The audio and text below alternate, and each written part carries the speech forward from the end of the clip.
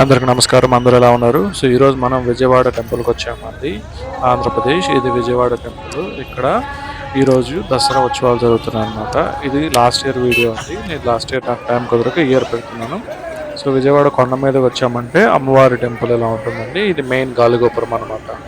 So ఇది ఇక్కడ దుర్గా అమ్మవారు ఉంటారు, దుర్గామాత ఉంటారు.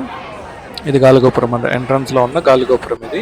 సో మనకి లోపలికి వచ్చినట్లయితే ఇదైతే టెంపుల్ అండి. టెంపుల్ అయితే చాలా బాగుంది, చాలా పెద్ద టెంపుల్. ఇది అమ్మవారి టెంపుల్, చాలా మహిమగల అమ్మవారి టెంపుల్ అనమాట. విజయవాడ అమ్మవారి టెంపుల్. సో కాళికామాత అని కూడా అంటారనమాట ఇక్కడ అమ్మవారిని. సో ఇలా మనం చూసుకున్నట్లయితే ఇక్కడ ఇది మనకి 3 విధాల ఎంట్రన్స్, 3 విధాల దర్శనాలు ఉన్నాయండి. ఒకటి ఫ్రీ దర్శనం, 2 100 రూపీస్, 3 500 రూపీస్ దర్శనం. సో మనం ఏ దర్శనం తీసుకున్నా కానీ దర్శనం అయితే కొద్దిగా ఫాస్ట్గానే అయిపోతుందండి. ఫ్రీ దర్శనం అయితే ఒక 1 అవర్ టైం తీసుకుంటుంది.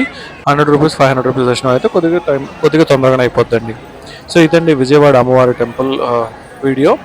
మీకు ఈ వీడియో నచ్చినట్లయితే దయచేసి లైక్ చేయండి, షేర్ చేయండి, సబ్స్క్రైబ్ చేసుకోండి. మరికొన్ని వీడియోస్ కోసం దయచేసి ఈ వీడియోని లైక్ చేయండి, నలుగురికి షేర్ చేయండి. Thank you.